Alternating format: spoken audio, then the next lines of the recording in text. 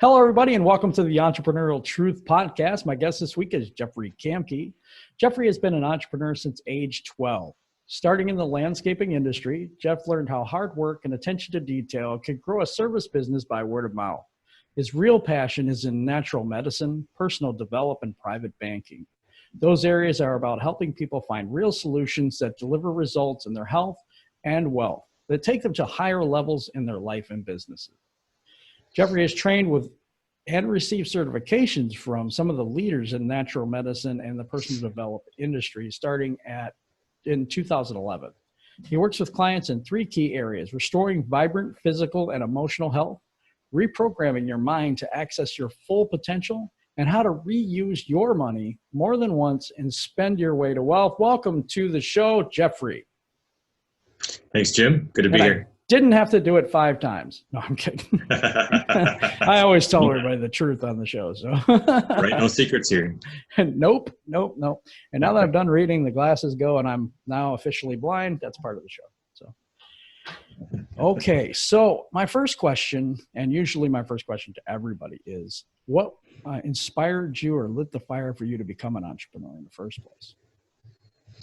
Well, that's a good question because, for me, as I was thinking about that question as we were preparing for this, it's like, I started at such a young age. I didn't have that like an adult would, where you go through and decide to be an entrepreneur, just something that kind of came about. My grandpa was a farmer, 3rd generation farmer, so he's always worked for himself.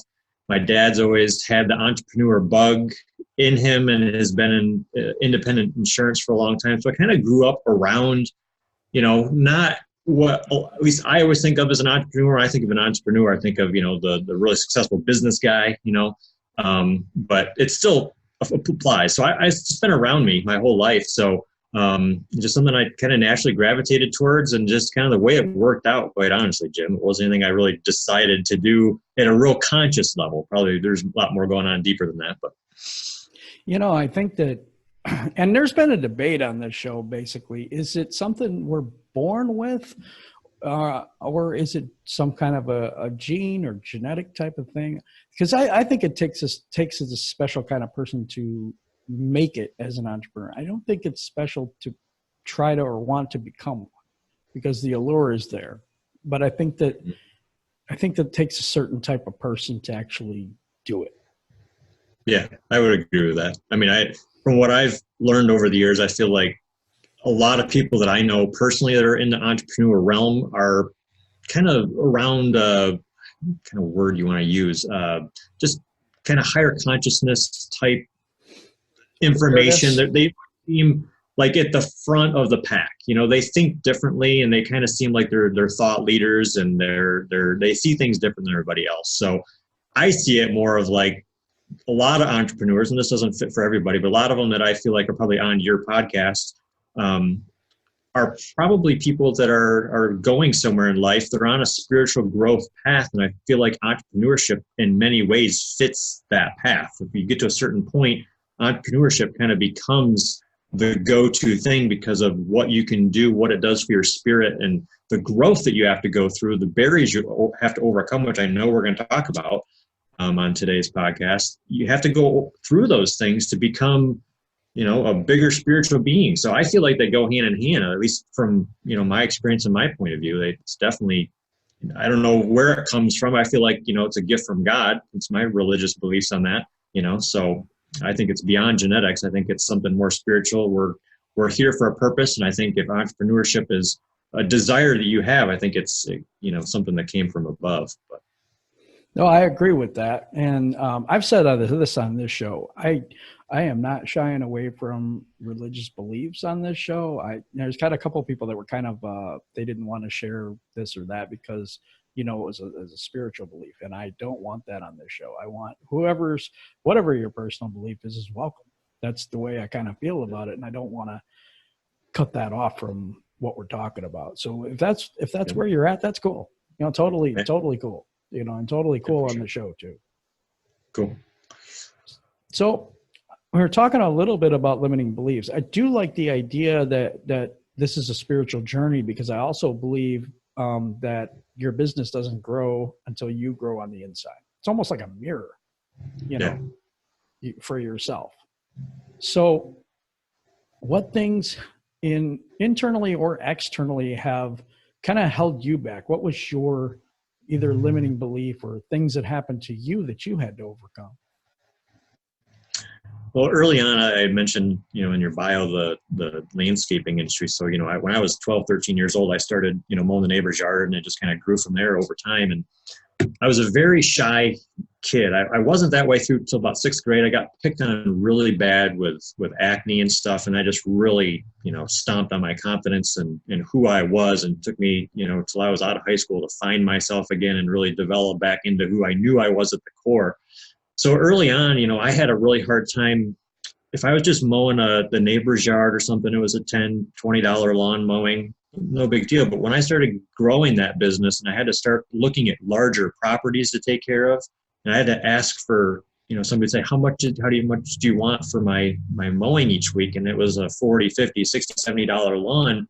I freaked on the inside because I was asking for money that was way beyond what I can just remember the gut wrenching feeling that you had when you knew the number that should come out of your mouth.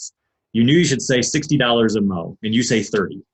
You just freak. So that was probably my biggest limiting belief that took me many years to overcome, asking for what I was worth. It's a lot bigger principle than just for the lawn mowing, but that's what it boiled down to. And, as we mentioned, the spiritual growth, I think those little things grow into the bigger things. It's about your worth. It's about being able to vocalize, are you worth what you're worth? Is your confidence level in alignment with that? Are you willing to ask for that? And that's something that, took a while. And, when I was younger, I didn't know a lot of the stuff that I know now, the techniques and the different things to overcome them much quicker. It was more of just a manual process that I went through of just try it again, and think through like, okay, the next time I'm in that situation, I'm going to, think about it this way or say it this way. And, you get into that situation the next time and you don't do it again, and so you just regroup and you just go through it. But that was really probably my biggest thing that I had to overcome was just that money thing. I call that the imposter syndrome. We call that here because it's like, who's going to listen to me? What have I got to offer? What am I really worth? I know where I come from. I know what school I went to. I know what beliefs I've had. I know how I've been put down and all these things. The traumas that you have in your life or abuse that you have in your life, if you have that. The thing is, it's like we have to see ourselves as others see us, not as we see us. That's really, really difficult sometimes. Mm-hmm. For sure. Now, we're going to go into a little bit of one of the things that you do. Hopefully, we're going to get into all three. But the first thing I wanted to talk to you about is the EFT. And you can go into that and explain that to the folks, because I think it's intriguing. I think it's something that could really help with limiting beliefs and traumas and phobias and things like that. Yep, for sure. So I think it was 2010 was when I first had exposure to what thought field therapy was. Another kind of side term is emotional freedom technique there. I think we're really close in application and things. And I had realized that, a lot of what we deal with is mental, it's emotional, and there are things that hold you back. And that was my first technique that I learned from, he was a psychologist, Dr. Roger Callahan. He developed that back in the 80s. And if those of you watching are familiar with like acupuncture, acupressure, where the body has different energy channels that move through it, there's different points that Dr. Callahan discovered that if you're feeling depression, you're feeling rage, you're feeling a wider range of different emotions, that there was a combination of places you could tap, maybe underneath your eye or on the outside of your eyebrow.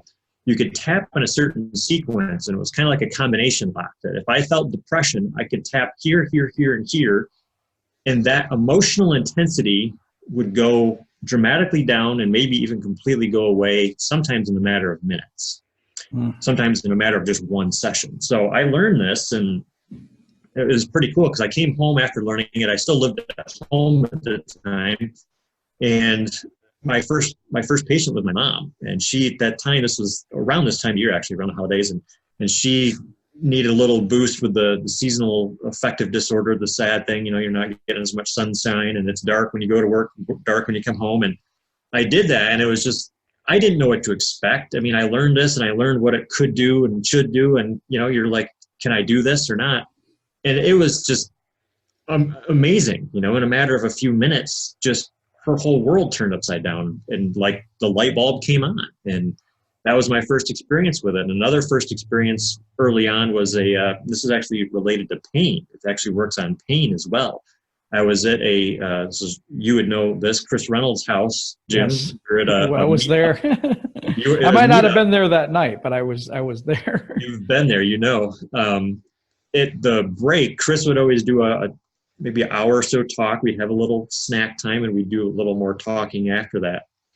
And at the break, Chris's wife came up to me and was like, there's a family here. The daughter just had 4 wisdom teeth pulled today. And I know you just learned the tapping, and I wondered if you could help her. And I'm just like, I don't know. So I did the pain sequence because I didn't know. So I tapped the gamut, which is right here in the hand 50 times, and then the collarbone point 7-8 times. And her parents looked at me like I was alien because she had 4 wisdom teeth pulled that day. She had not ate anything all day because she was in so much pain. After we did that sequence, she went and grabbed some carrots and some food, and her parents were just looking at me like, what did you do? And, that was my first couple exposures to like, wow, this actually does work, and it doesn't work 100% of the time. There's times where you need to go in and do other things, but it works the majority of the time and has profound applications for not only physical pain, but the more significant thing is in what we're talking about tonight is getting out of your own head, getting out of your own way. There's roadblocks that people have. A lot of it's based on emotion. And if you think about doing something and you feel a negative emotion in response to what you're trying to go do, if you can't do anything about that negative emotion, it's really hard to overcome with willpower or force.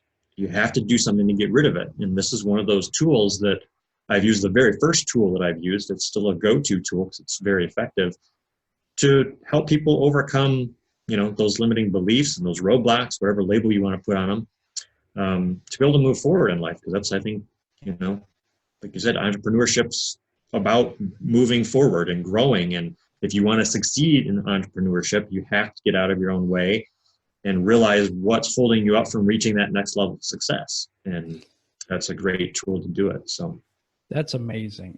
It's amazing to me that a tapping sequence could change a mindset, or not a mindset. I know that's not true. Like an emotional thing where every time you go to do something, there's something inside that sinks. Or in your heart, in right here, just sinks. It's like, it just kind of blocks you from doing that activity. You'll go ahead and you'll do all the other little things and things around that activity, but you know what you're supposed to do, and you shy away from it because for some reason on the inside, it's not congruent with who you are for some reason. And so I think that people struggle with this a lot more than people are talking about, and people are starting to talk about it more now. But it's a thing where a lot of people might not feel that this is a real thing or something like that. Do you find that happens to you often, or? In my experience, I haven't found it a whole lot. At least that it's been vocalized to me. I feel like a lot of the people that I've worked with over the years, they sense that they're kind of on my level. You kind of attract people that are similar to you. So I haven't attracted too many people that have had what Dr. Callahan actually talked about was the apex problem, which is somebody comes to you with a problem, you reduce or eliminate it, and they don't believe that you did it. They don't even believe that they had it in the first place. That wasn't that. So there is that dynamic in play. And Dr. Callahan acknowledged that because he experienced it, I think, as he was developing these techniques, a number of years ago. So it's definitely in play. I haven't found it a whole lot. There may be people that just didn't say it to my face, or, that's why they never came back again because they didn't think it worked or whatever. And I don't know why they're now doing what they're doing, but they didn't think it had anything to do with what I did. I did. That does jog my memory. I had a lady. She had. We were at similar to a mastermind meeting like at Chris's house. We were down in Kalamazoo, Michigan, and this is years ago. And the lady that we used her facility to do the talking at quite often, she had a headache.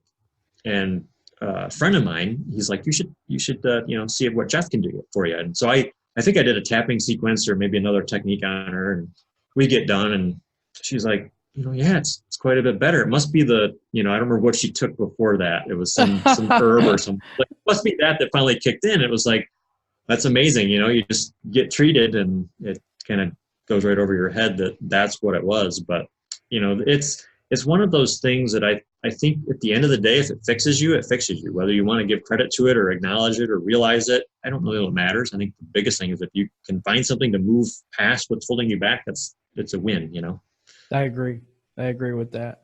And I think that also pain is a motivator, either emotional or, physical, because, you're in pain. You want to get out of pain. But once you're out of pain, then all of a sudden that's not your forefront.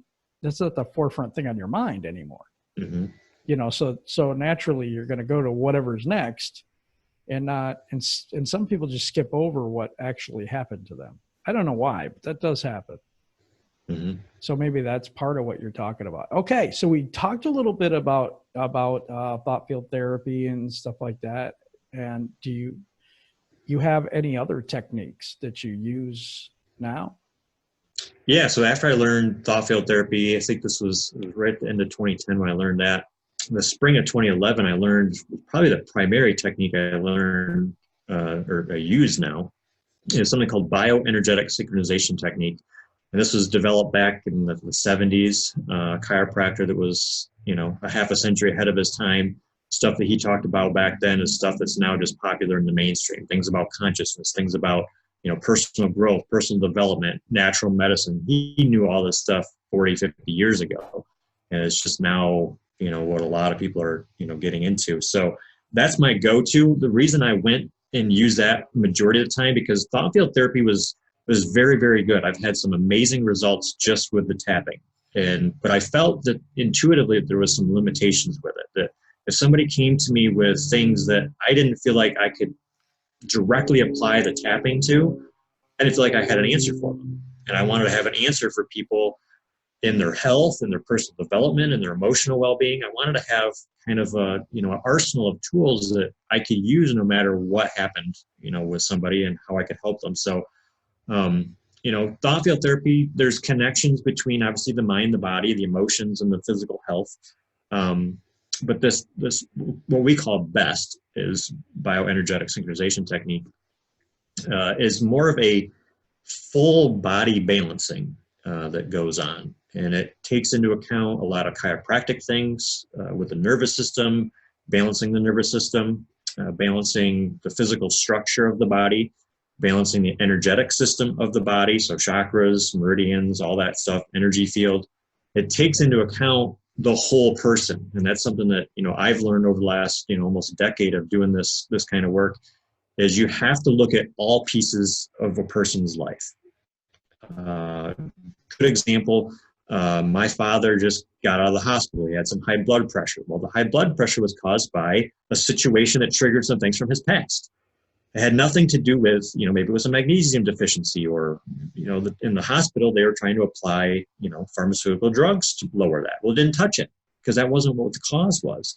So with people, you have to look at the whole totality of the person. And that BEST technique allowed me to do that. I could look at nutrition. I could look at, what was going on in the person's body. And one of the key questions that I learned to ask somebody from that work is, if somebody comes to you, and those of you listening, you can think about, what roadblock do I have? Maybe it's in your business, maybe it's with your health or a goal, whatever it is.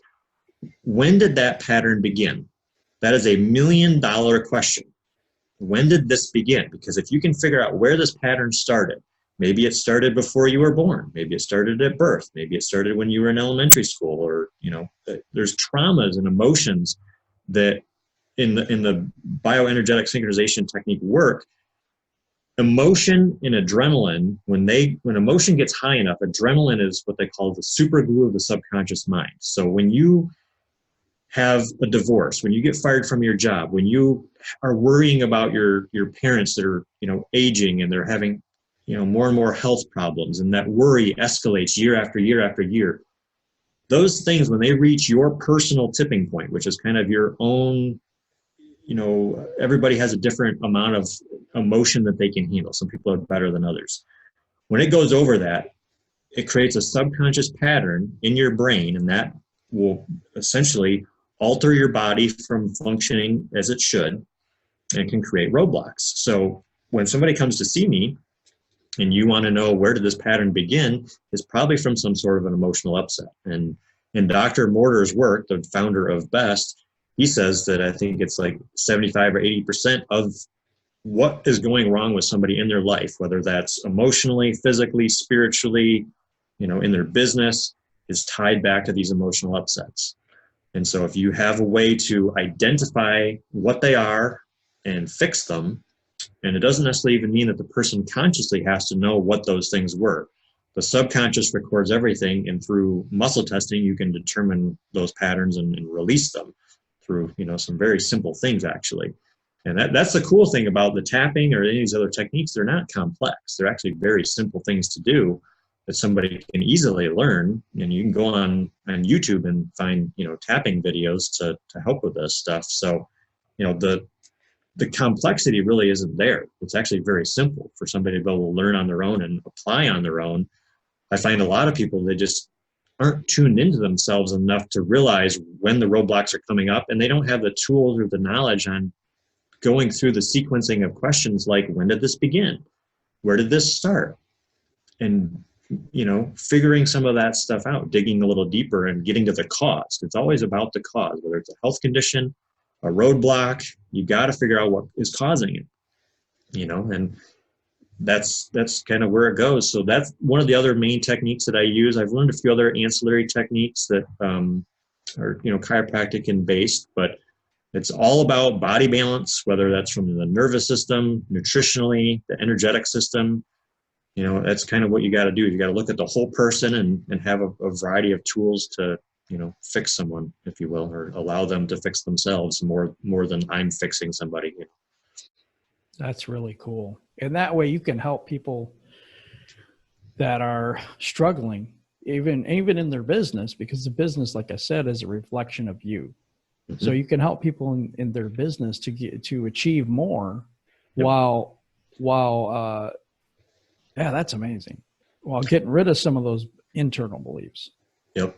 One of the cool things in the Mortar work, the bioenergetic synchronization technique, Dr. Ted, which is Dr. Mortar's son, he always talked about, this is my term, we live very compartmentalized lives. We segment everything off. We go see the ear, nose, and throat doctor. We go see the foot doctor. We go see, these different things. And even when we have problems in our life, we think that our financial problems are isolated to finances. We think our problems in our marriage are isolated to our marriage. And we think that the reason I can't grow this business is it's a different problem. More than likely, and I've seen this in a lot, I've experienced it personally, a lot of those, I can't say all of them, but a lot of those different areas of your life where you're being held back are all connected. Maybe not all to the exact same thing, but when you start releasing one of them, it frees you up in the other areas of your life. That's what's so powerful about, to me, the holistic way of looking at things, because it's the opposite. If we talk a little bit about the medical world, we know about side effects. If you take Advil, or there's a potential for negative side effects. When you're doing this holistic work, there's positive side effects. You're trying to fix yourself in one area, and you apply a technique or, do something different in your life, eat better or exercise more, whatever it is, you get better in other areas. It's amazing. It's exponential. It's logarithmic, to be able to do that stuff. And that's what is so cool, about this kind of work. When you're releasing limiting beliefs, and I'm sure those of you listening, when you've done that, wow, I wasn't expecting to get better over here, but I did. I got better in my relationships, and all I was thinking about was my business.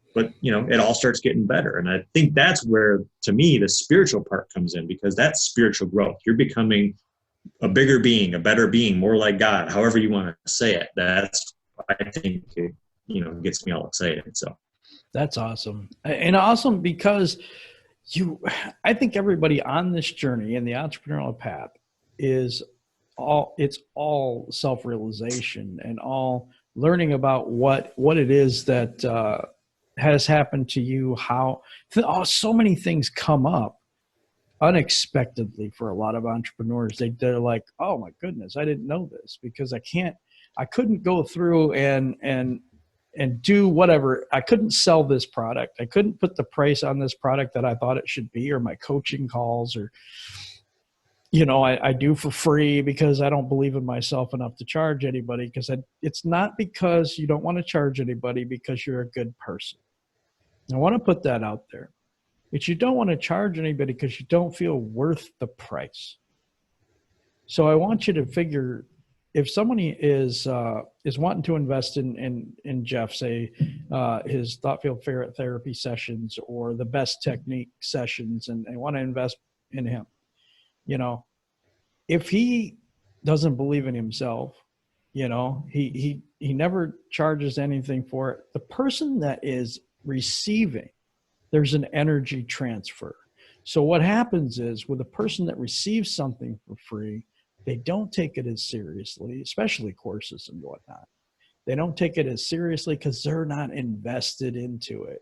So basically what we do, because of the limiting belief, we also don't serve the people we're supposed to serve in a proficient way, because of the fact that we didn't believe in ourselves in the first place. Exactly. So I just wanted to put that out there, because I think there's a lot of people that think, oh yeah, I can just go look that up on YouTube and I'll save a few bucks or whatever like that. But what we're doing and why we outsource things, why do we do that? Why do you take your car to the mechanic? Couldn't you just look it up on YouTube? Right. See, you take a car to the mechanic because that person just trained to do it. That person has the inside track. They know exactly what they're doing, and they know how to guide you through. And I think it's time that we put that out there for people that, you know what, we do this all the time. We just don't do it for ourselves. Yep, I agree. Very well said. With what you're saying there, reminds me of, through my training, to me, it's all about the result. Are you getting the result? Is what you're doing getting you the result? The reason you go to the mechanic is because they can get you the result probably better or more proficiently than you're going to be able to get it. You might be able to arrive there, but it's going to be a long road and frustrating, and you might not have the right tools. And, everything goes back to the result. And that's why in my bio, I wrote that. To me, it's all about the results. You can talk about a lot of things and fancy marketing and convince people to do stuff. But, the reason you go for somebody, like you're saying, at a higher price point is because more than likely, if you're going to spend $100 on a coaching program or $10,000 on the coaching program, which coach do you think is going to get you the result quicker, better, and deliver? The $100 guy, you're probably thinking, I don't even know this guy's going to get me there. The $10,000 guy, you're thinking, he's probably going to do that. He's probably done it a bunch of times because he's asking that kind of money. So yeah, I agree completely with what you're saying. You got to find those people that believe enough in themselves to, know their own worth and know their result that they're going to get. And it's a value exchange between you and that person, because you're going to get their knowledge and the results you're looking for. Yeah. And I want to make sure people understand that it's an energy exchange. So everything is energy, and in the base, sum of everything's parts. So everything is energy. So when we exchange $1's a piece of paper. Okay. Seriously, it's just a piece of paper. It's a tool that we use to exchange energy for something else energetically that we need. It's a trade. It's an exchange.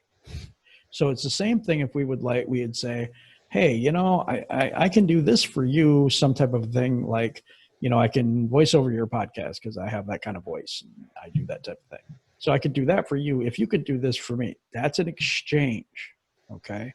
Same thing happens when you say, okay, this guy's got $1,000 coaching program, and I'm like, oh, I don't know how I'm going to afford that. But what you get in result is probably 10 times more than you put in. I'm not going to say 10 times, but I really believe that there's a release inside of us when we invest in someone else. I totally believe that. What do you believe on that, Jeffrey? Sorry. You're good. No, I believe that 100%. I mean, I've had, some pricier coaches over the years, and, you normally, unless they're just a scam artist, normally you're going to be finding somebody that's more proficient, has more tools, is going to get you there faster and deliver you higher level information. That's what I found. If you're going to, if you want real results, and the price is hard to overcome, I get that, because a lot of us are not at that place to be able to just write a check for, $1,000 or more dollars. But I don't think I've ever been disappointed fully. There's times that the coach maybe isn't the right fit for you once you get involved. I've experienced that. But, ultimately, if you're going to go for somebody that knows what they're doing, they're going to get you the result, or at least get you another few steps down the track so that you can re-clarify, refocus, and, maybe that's the end of that coach. At least this is my experience. And then you go on to somebody else that's a better fit. But I absolutely agree with that you've got to be able to, I'm trying to think of how it's been put. I think it's Marshall Silver talks about that. If you're not willing to buy, then you're not going to be able to sell. You've got to be able agree with to it. put yourself out there. Thing. Yep. It's an energy thing. Yep. I totally agree with that. The other thing is we're transitioning because we're talking about money. So, so making the smooth transition to the other thing that you do. Yeah. So can you explain the mission of the personal banking, I think it is. I'm trying to get the right terminology because I don't want to mess it up. Sure. Yeah. So it's actually called private banking. And it's something that my CPA, coming up on 2 years ago, maybe it's even 3 now, I forget, time flies so much. We were sitting down to do our taxes. She's like, hey, you got to check this out. And those of you listening, if you have people in your life that if they say to jump off the bridge, you jump off the bridge, because what they're telling you to do, who they are, and they're not going to lead you astray. And that's the case with this. So there was a seminar in Grand Rapids I went to, and the things that have always stuck out in my mind around money have been, I've been an entrepreneur. I know what it's like to earn money. I know what it's like to have new vehicles. I know what it's like to have, a decent amount of cash flow. I've never been, I would consider myself anywhere close to wealthy as, a young man. But there was always things about money that kind of never made sense, or, what we've been trained on around money just never quite felt like I'm not going to really get the result I'm looking for. So let me give you a few examples. One of the challenges with a small business, and at least in my landscaping company, trying to find good help, because you don't have a lot of ways to incentivize people. There's not the benefits. You can't offer all these insurances and all this stuff that just the math doesn't work out right to mow a lawn for $50 and pay your guy $15 an hour and offer him all these benefits. So I was always, concerned about that. Like, how can I overcome that? Kind of some of the age-old wisdom about, you should save. And I grew up in the Christian world, so it was always, debt-free living and stuff. And not that that's bad, but that's, one view of doing it that just never quite added up to me. And then a lot of the traditional advice is, I've had people when I was younger, you should get a Roth IRA or Roth 401k and stick money in, and you'll be a millionaire by the time you retire. And there's always this idea of you have to defer and delay and sacrifice and scrimp. And at my core, nothing excited me about that. And it was always just like in the health. I never went into a whole lot of my health story, but there's always been things in my life that stood out to me and went, there's got to be better information than that. This can't be all that we know. There's got to be people out there that know differently, are doing differently, and are living differently. And they're not millionaires, but they're doing what they normally do, their career, their job, their entrepreneurship venture, whatever they make them, their income from. They've got to be able to have different knowledge, different tools to get a different outcome with that. And so when I'm in Grand Rapids here a couple of years ago, hearing this information about private banking, it was like, that's it. It's a tool and a mechanism that allows people to basically take the principles that the wealthy use and apply it to middle class or wherever you're at. You don't have to, own a huge company and, own Walmart. You don't have to strike it rich in these stocks to become wealthy. You can apply proven principles that are safe, are smart, that allow you to be able to essentially shift the flow of money. When I say cash flow, Jim, what do you think about the definition of cash flow? How do you describe that? I would think that it's cash is coming into you that like from multiple different sources or wherever you get your money from, either a job or business or wherever it comes in. The liquid cash is cash flow. Mm-hmm. And so when I ask most people that, what they describe to me is more of a linear thing, money in and then money out. And not too many people have described that they're saving it in the middle. Most people, it's just money in, money out, you know. Mm-hmm. And that's something that's lacking in America. Is we've been conditioned as a society to live paycheck to paycheck. Can you afford the monthly payment? Great. Add it into your bill, you know, your bill basket every month. And that's the way we're conditioned. So what I've learned now is cash flow is actually circular. Oh, right. Yeah, I know this. Yep. Okay. You can reuse your money more than one time. And this is principles that the wealthy do. This is principles that banks use. This is principles that corporations use. This is principles that universities use. Being in Michigan, Jim Harbaugh, he's a part of University of Michigan, obviously, as a football coach. They use these principles with him. And so it's basically being able to shift the flow of money in your life, applying certain financial instruments that allow you to do that. They're 100% legal, nothing goofy, and they're actually the most safest instruments that are known. Most people think of financial instruments more of like investments or 401ks and those kind of things, but this is actually a different type of financial instrument that's survived the Great Depression, all the recessions, everything like that. It's actually a more safe, secure way of dealing with your money that is taught by just a handful of institutions to the wealthy. They're not taught to you and I. It's left out of the conversation because most don't even know about it. And the whole goal, though, is to be able to, what we've been trained to do is we have the cash flow like we described, and we're making purchases. I'm actually about ready to make a vehicle purchase, trade in an older vehicle and getting a different one for my landscaping company. And most of the time you go to the bank or lending institution and you get a loan, and then you're paying that bank principal and interest. And that's what everybody's always been trained to do. We've never been trained that we have another option. We can actually put some money into this financial instrument and basically be able to pay ourselves the principal and interest and grow our wealth by things that we're already doing. We're already making the payment. We just shift who the payment goes to because we're using the specific financial instrument. So that's what I've learned how to do. I'm only a couple years into it myself, so I'm not able to do a vehicle on it yet, but in the next couple of years we'll be able to where I basically become a private bank for myself or for my business. And so when my business needs to, buy a vehicle, they borrow the money from me and the business pays me back. So I'm keeping the money circular within myself, not having to go to an outside lending institution. So that's really the gist of private banking is we have, the knowledge and everything available to us. We just don't know where to get it. We've been told what most people are told to do with their money. And I was just never excited about the results of it and what that meant for you, because there's so many different positive benefits outside of what I'm just describing with the private banking that go above and beyond that stuff for, future generations, tax-free transfer of the wealth that you're building and different things like that. So it's I've learned the natural health, I've learned personal development. It's a different way of thinking.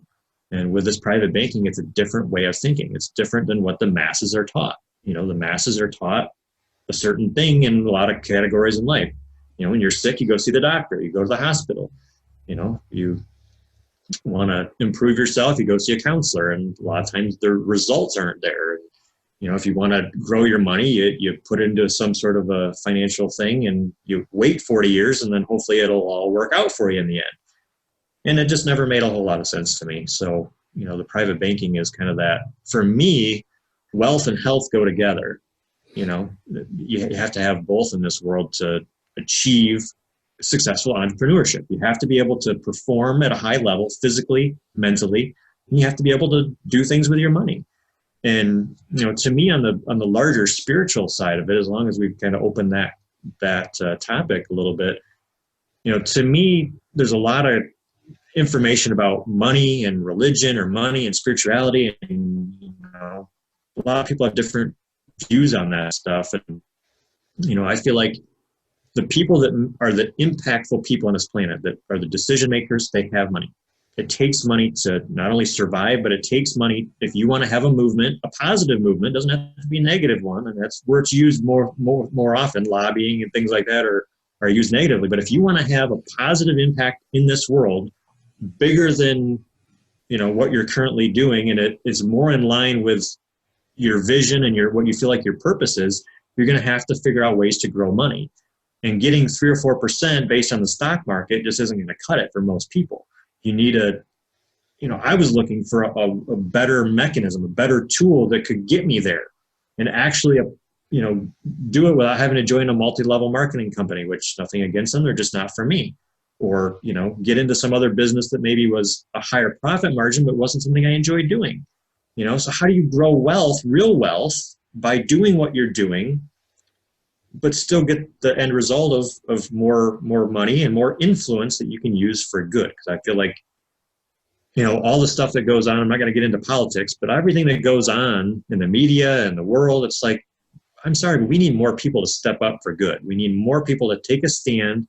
And when you do that, a lot of times it takes money to do that. So, I feel like for me and my purpose, this fit in so well, being able to work with people on their health and then their money side, because, we need more positive people in this world making a positive change. Because I don't know if we're going to, I don't know how many more generations we're going to go through before we blow ourselves up, or, I just, it's crazy, so. Yeah, you know what? You just hit on something that I say almost every week. I really enjoy doing this because I get to, my job is sort of like being a facilitator and getting people together and stuff like this. And I want every good person to succeed, because I think that there's a tipping point that if enough of us succeed and do well and are good people and really genuinely have a good heart for other people, that we can make a difference in the world, a real tangible difference.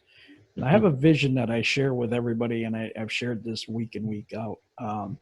It's like a staircase, but it's made of hands of all the people that we're putting together and all the people that are helping with this endeavor that I'm doing right now and things that you're doing.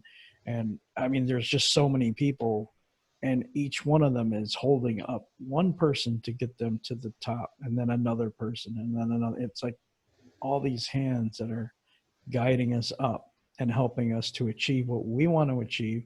And then they're going to achieve what they want to achieve. And together we'll help change the world. That is the vision. Yep. I agree. You're dead on with that vision. Just dead on with that vision. There's some people I want you to meet too. So afterwards we'll talk about that. Awesome.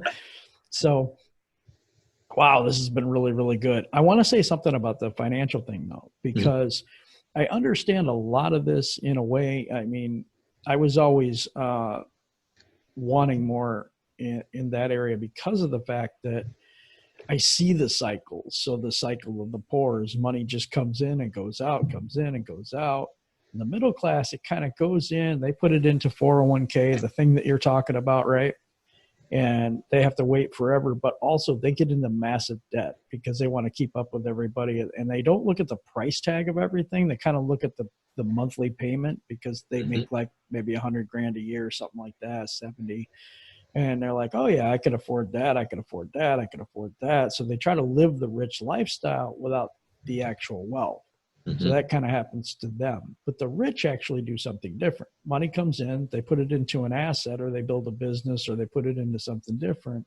And then that money starts working for them.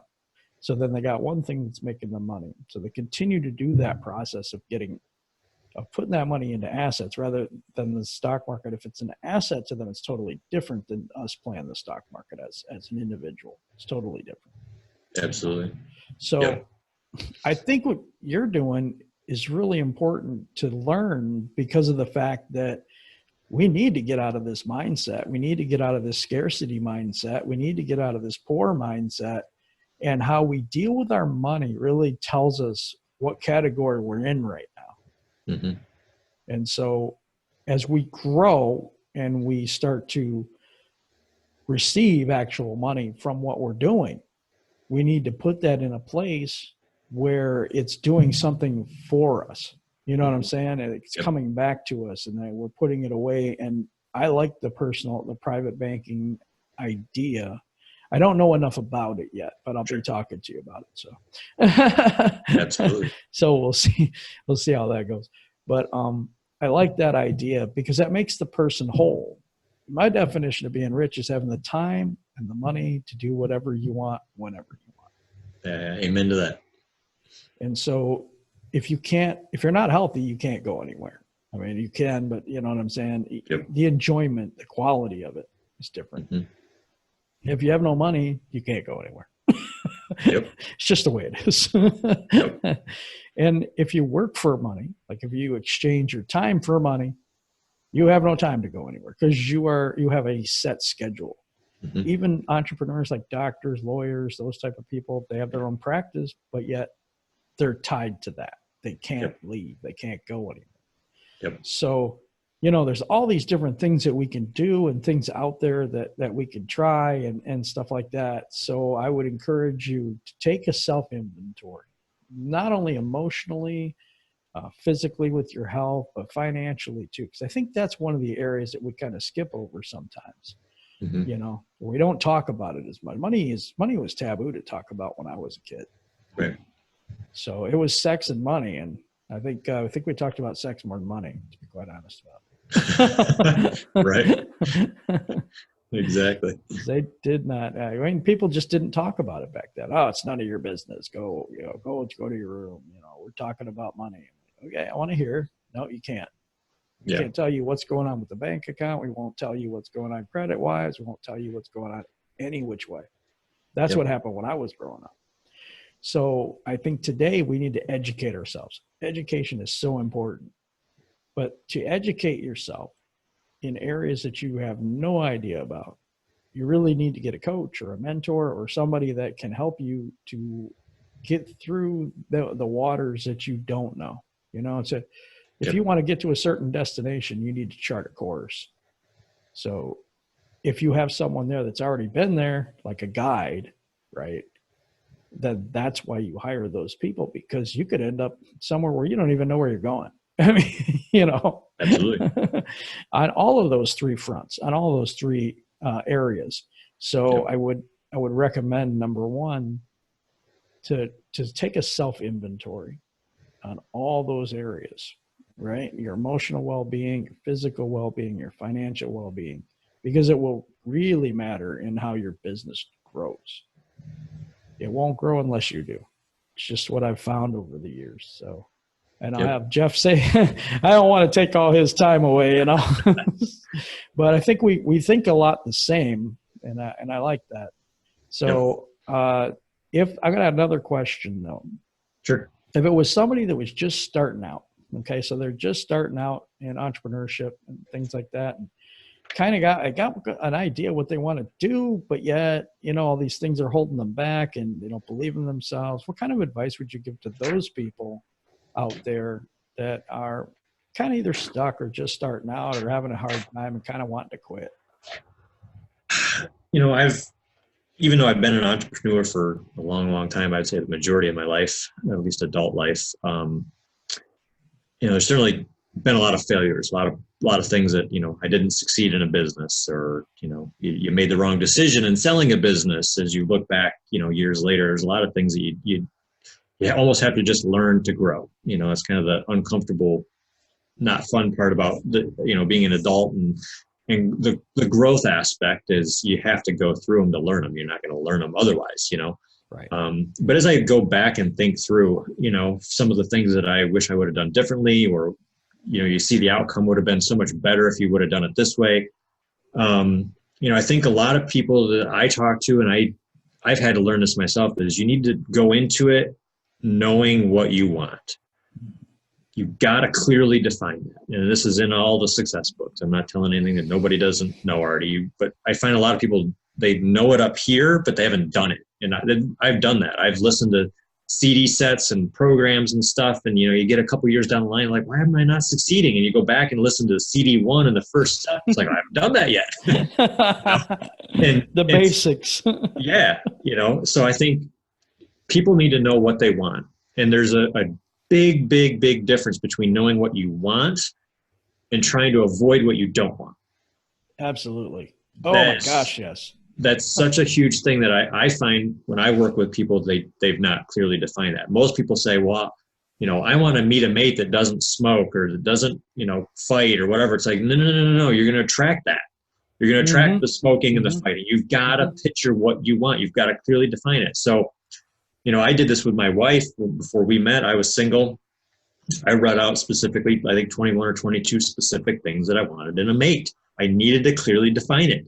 Yes. And guess what? All 21 or 22 things have come true when I met my wife, Elizabeth. So you've got to clearly do that. When you're in business, you've got to know, why are you doing this? What do you want the business to look like? What kind of income? You've got to define all that stuff. Get it crystal clear. I don't know if you've ever read the book, The Compound Effect by Darren Hardy. He's the author of Success Magazine.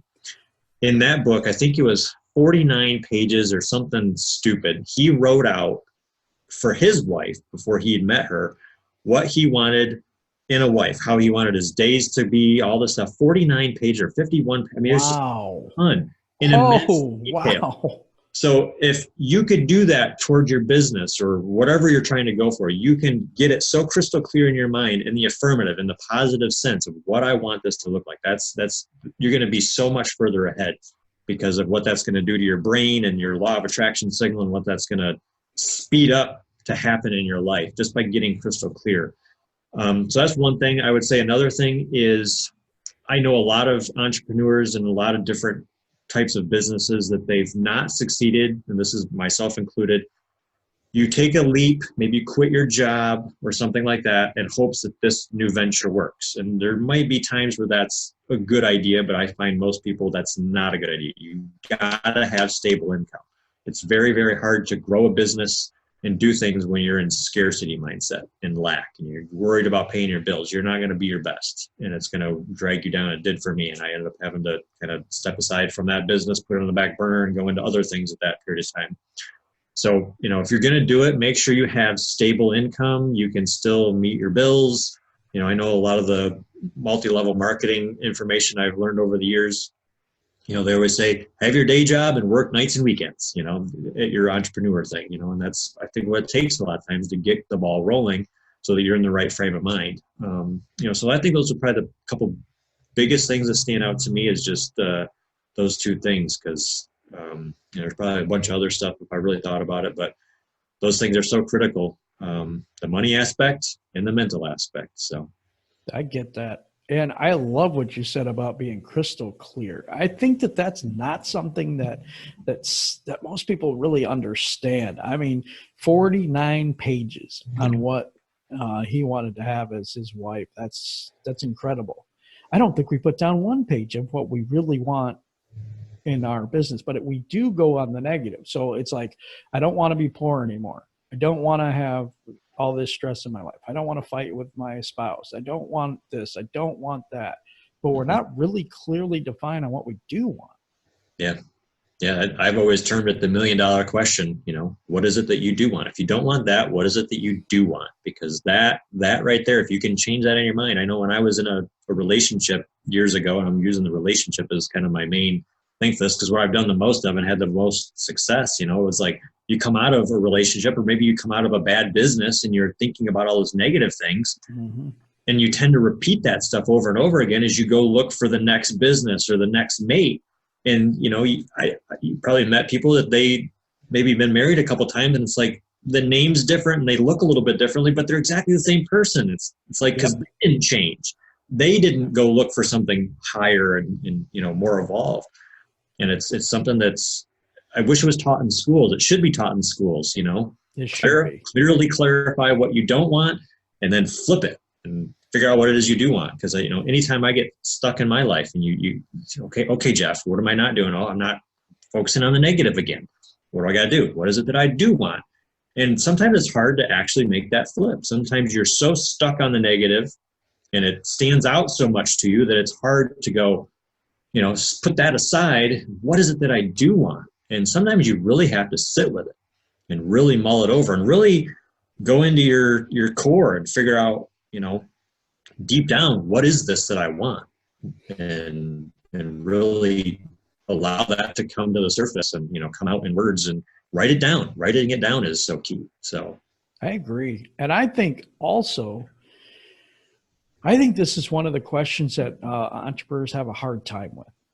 If I'm being honest, I think I have a hard time with it. It's like, I love what I do. I work a job outside of this, and I do this, and it's like, oh, this is really cool. This is really great. And I'm like, yeah. But what do I really want? People have asked me that, and I'm like, I don't know.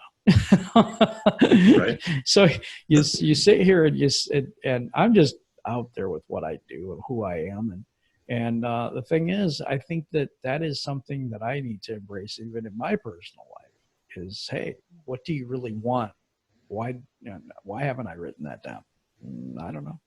Yeah, I think it's, for me personally, it's easy to talk about the principles. It's a whole other thing to do them regularly, integrate them into your lifestyle, become that person that just automatically does that stuff. I mean, I'm not there yet. I have my highs, my lows, just like everybody else. Just because I know the principles doesn't mean my life's perfect. It's all the process of life. And, I think a lot of it, when even if you do implement some of these things like clarifying what you want and writing them down, 6 months might go by, and who you are as a person, provided you're still growing, I think probably most people listening to this would be that person. You need to sit back and redefine stuff, reclarify stuff, because your vision, I don't want to say your vision changes. Your vision should clarify. It should come into focus more. So you need to reclarify where you're going and what you've learned along the way and the mistakes you've made. And you've got to really refocus and clarify. No, I thought it looked like this, but no, now it looks like this. And I got to define that a little bit more. So part of it's not just a one and done, with a mate, hopefully it is, one and done. But if it's business and stuff like that, you need to constantly refine that. And even with a mate, you like with my wife and I, we've been married, I think coming up on 7 years this upcoming year. Yep.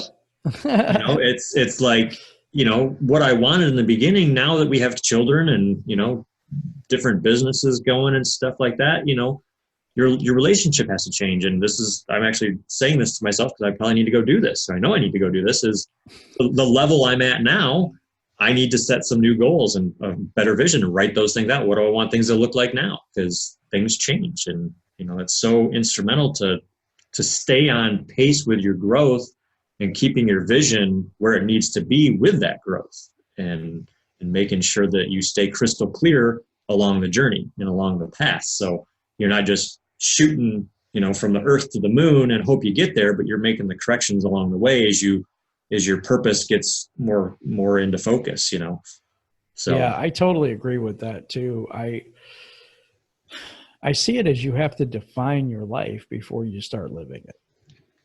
Mm-hmm. I think that, and I haven't done this, and I tell you what, I'm really thinking that this is going to be time to start my journaling stuff. I was supposed to do that, and then I got so sidetracked and busy and this and that, and I've had a lot of time off here. I think I've had like 6-7 days off in a row now, and I had today was the only day I really took to rest. I mean, just completely rest, and I think that's necessary as well. But I also think that we need to set up patterns, like what we do in the morning and what we do at night are very, very important because that's our alone time. Yep. I agree with that completely.